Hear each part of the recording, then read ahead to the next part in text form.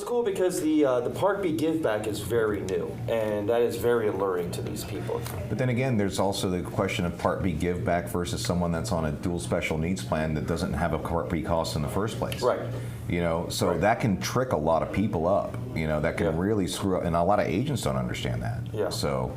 Well, the other thing is you have to have your Part B taken out of your Social Security, or you don't get it back either. Bam. Correct. There you go. I mean, so if you're not taking drawing your Social Security, you're doing the payment, quarterly payment, you don't get it. Right. And that I've seen that hit a lot of people. Oh, yeah. Take a lot of people off. Ooh. Bad. Oh, absolutely. Because it's a credit. They don't know that it's a credit. It's not money you're getting. It's a credit. right. Yeah. And if you don't have your stuff buttoned down, they will claw that back. And especially if you signed up with a heap deal, you know, I don't recommend anyone really go with heap deals because it can. I've seen agencies now, especially with some of the folks that we're dealing with, they've closed because they've already spent that money. And they had to go buy new leads, they had to go buy a new assistant, and they had to go do all these things. And all of a sudden, yeah, there's a $40,000 clawback on your heap deal. And they don't have any operating income, they should just close. And then they take a vector, and they're basically out of the insurance world as an independent now. So it's harsh. So you have to be on top of it. I mean, so. What's one tip you guys could each give a new agent to avoid that situation? Like, by stay on top of it, break that down one more level. Fast money is painful money. Don't take fast money. If someone's offering you a heap deal with 3 or 4 years advance, understand that, especially on an Advantage plan, you're not going to keep that policy for that long. Sorry, go ahead. I mean, from the get-go, I've taken everything as earned, personally. Right. It doesn't matter what unless I can't, right? There's a few things you can't, but it doesn't matter what it is. I've taken it as earned, life, Medicare, sub, ancillaries. And for new agents, that can be a little slower build initially, but for the long-term effect of it, you don't have to worry about chargeback vectors. If you get sick, say you personally go through cancer, you got to take 2 months off, guess what? You've had those renewals built up. You're going to have your steady income. Nothing's going to change except you didn't sell this month.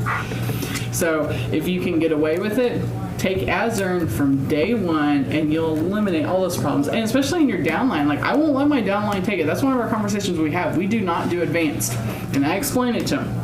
Some of them don't like it. They come from the advanced world, but I'm like, look, trust me, give it 6 months. You'll thank me later. Yeah. And they do. They never go back and want advance. They go, even if they leave me, they stick with the as-earned model because it is like a huge safety net for them. You know, it's one thing to have somebody fall off the book. It's another thing to get a huge chargeback. Right. You know, we get concerned about Mutual of Omaha with the 24-month advance because with the way they increase premiums, we're going to be getting some chargebacks. They usually increase around 24 months too. Isn't that funny?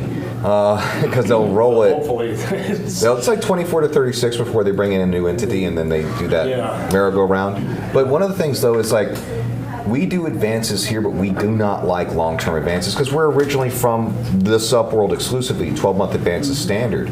It's important for some agents to be able to get that book rolling, but there's it's about volume, right? If you're putting up one policy a month, well, then you really can't afford a chargeback. If you're putting up anywhere from 5 to 15 a week, well, one chargeback isn't going to kill you, but I agree with you, especially if you're kind of part-time in it, you really want to go pay as earned. earned. And then the pushback I get on it with agents, well, what about lead costs? Well, what about buying leads? Well, y'all know I teach on grassroots. I can teach you how to do it without leads. The other thing is, I'm a big believer, if you are going to be a lead buyer, we can get credit cards, line of credits, refinance your car. I know how to get really creative with other types of financing, which ultimately are a safer bet than a vector. Right. And I do know that one way agents can save money is going to Amazon.com and buying 101 Grassroots Marketing Techniques written by Rebecca Davis. I highly recommend it. And I'll have to read it. Yes. And seen.